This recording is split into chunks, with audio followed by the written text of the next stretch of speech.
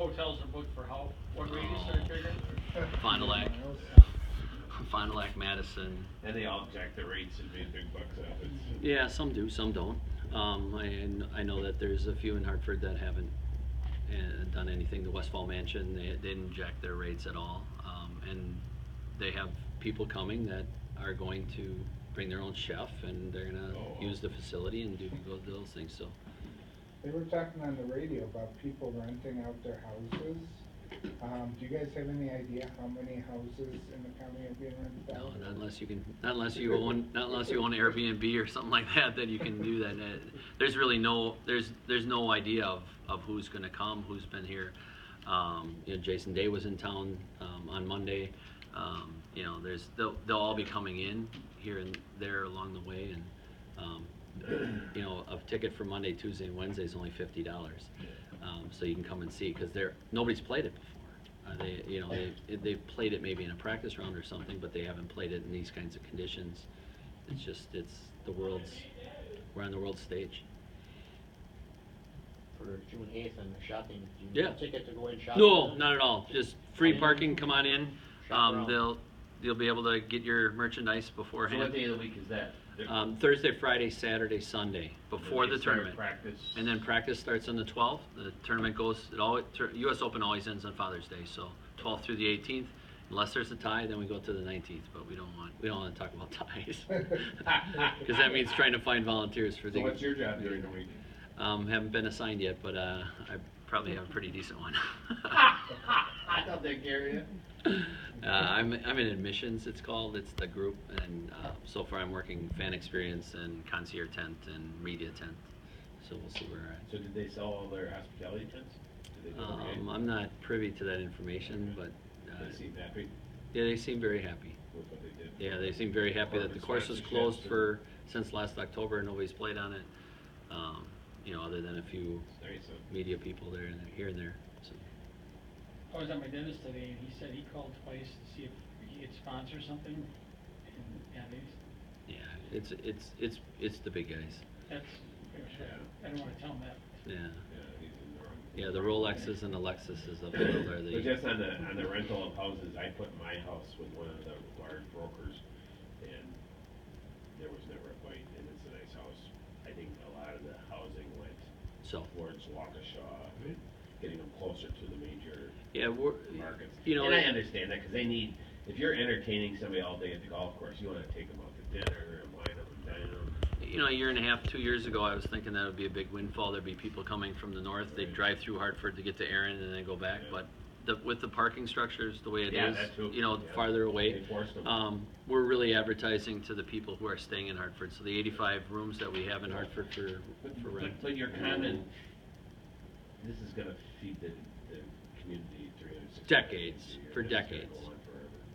For It sounds decades. like it. And if they can get a good experience, we get good weather, get a little wind whipping up once in a while. Right, a lot of people ask me as a chamber decorator, what are we doing? Are we doing a festival, or what are we doing? Are we closing Main Street, blah, blah, blah, all that kind of stuff. And I'm like, no. You're not the focus. We are going to treat people with great customer service, There you go. and hopefully when they do come back for that tea time that they paid for, They stay in town. they're going to stay in town, And they would.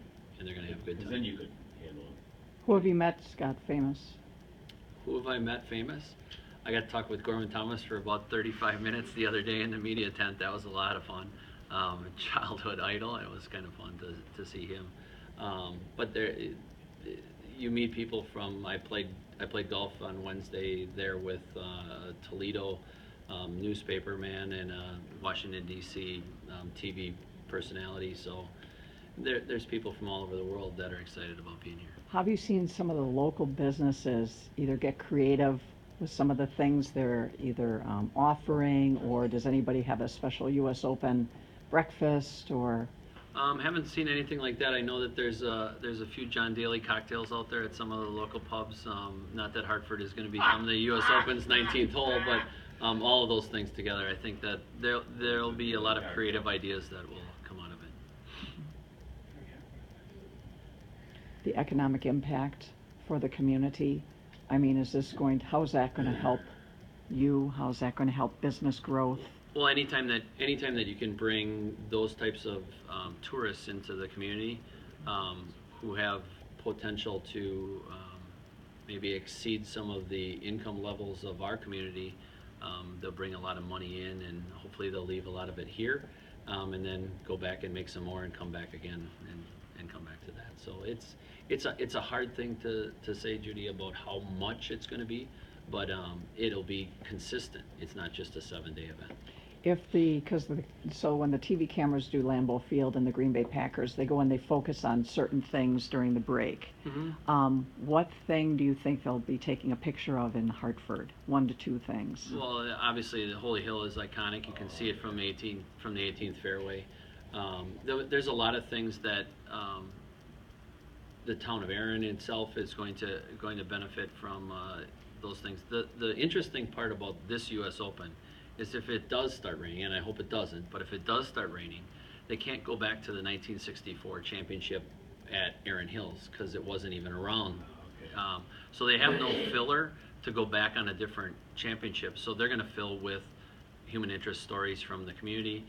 Fox Sports has been in most of the communities around, from Erin to Hartford and Conemaugh and all those places, to get those human interest stories, to talk about the local caddies on how this affects, how the wind affects, how the fescue affects, how all of those things. So they'll get some of that and some of those local things. But I would say the iconic shots will be Holy Hill and just the Kettle Moraine itself. Who have you been interviewed by nationally? Nobody national. Okay. But it's always interesting to talk about it and to hear the architects of the course. It's one of the few times in U.S. Open history that the architects are even alive, because usually they're played on these classic old venues that the architect has already gone. We have all 3 architects alive, and when I think the best quote from one of the architects was that we can't outdo God. And when he talks about that they only moved a foot of elevation, either up or down, to create the course, it was already there. They just had to uncover it. And uncover it meaning cut down 300 trees, make it an American original is really what it is. It's not a links course, so it's not a European type course. It's not any of those things. It's an American original. It's been here forever, and they just uncovered it. Career-wise for you, how big is this? Well, being an avid golfer and being able to showcase my community, which is what my whole life has been, is showcasing Hartford and trying to make Hartford better. It's just a joy to be able to do that, and to really even to work the U.S. Open with all these people coming, to be able to tell them about the Kettle Moraine, to tell them about Holy Hill, to tell them about those things. That's what's going to be a lot of fun for me. Have they briefed you as to how far people are coming in from? Other countries? Oh, absolutely. There was Japanese and Germans there on Wednesday.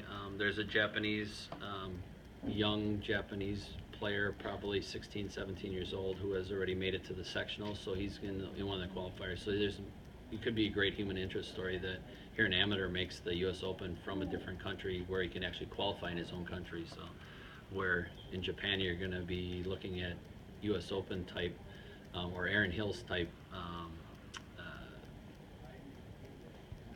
reservations, in that it takes you almost a year to get on a course there. It's going to take you almost a year to get on Erin Hills now. So. Somebody did make mention that obviously they're going to have excess food, and that's going to go to the local food pantries. Is that true, or is that not true? I haven't heard that. I would assume that most of their food will be prepped on what the crowds are coming. It'll be already cooked, or hot dogs, brats, hamburgers, those types of things. So who knows with that stuff, but there's plenty of semis of merchandise, and there's plenty of infrastructure that's already been put in place. Who was the person from Wisconsin you mentioned? Andy North is So, a 2-time champion. Mary Hafman from West Bend played the U.S. Open. Yep. And she will be in attendance too. Yep, absolutely. Andy can't play, can he? I can't remember what he's. I don't know if he's exempt or not.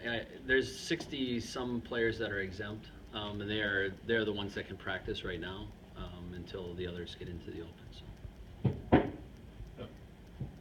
Cool. No need.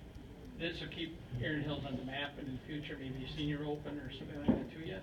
Oh, I think in order to get the U.S. Open, you have to invite the USGA to come to your course. So I'm sure that Erin Hills will have the invite open for them to bring back US Opens. The US Open is already booked out for 8 years, so would be 9 years before we could get it again. I think it's more realistic to be in that 12 to 15 range years before you get something like that again. But this is the ultimate test. It's with the wind out there and the fescue and the ability to make that turf hard. If it's calm and wet, they'll score really well, because those greens are some of the best that I've ever played on in my 50-some years of playing golf. I heard they want wind. You want a lot of wind, because you want to make those guys think about hitting 2 or 3 different clubs into a same type of green. So. Okay, as a non-golf guy, Mm-hmm. you know, the US Open is obviously the biggest event. Are there other USGA events that could come to Erin Hills? This is the because of third. this? Yeah, this is the third USGA event that Erin Hills has hosted. They hosted the 2008 Women's Amateur, and then they hosted the 2011 US Amateur, which is the men's version of that. So they've had those 2 already. This is by obviously the biggest one, but some of the other iconic things that have been around. Obviously, the Masters plays on one course. The U.S. Open moves around. The British Open moves around. So you have those things, and obviously the PGA moves around, which we're all accustomed to, being in close to Sheboygan and Kohler for those. I will say too, to get my cousin to come back and visit his family from Boise, he's gonna go to this and visit us. Oh yeah, I've been saying it for a couple of years. This area does not know what's going to hit it. We take 5 to 7 calls a day from people out of state that have tickets, and where can I stay?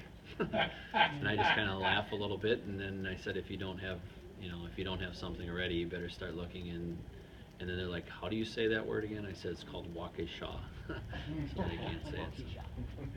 So. Holding it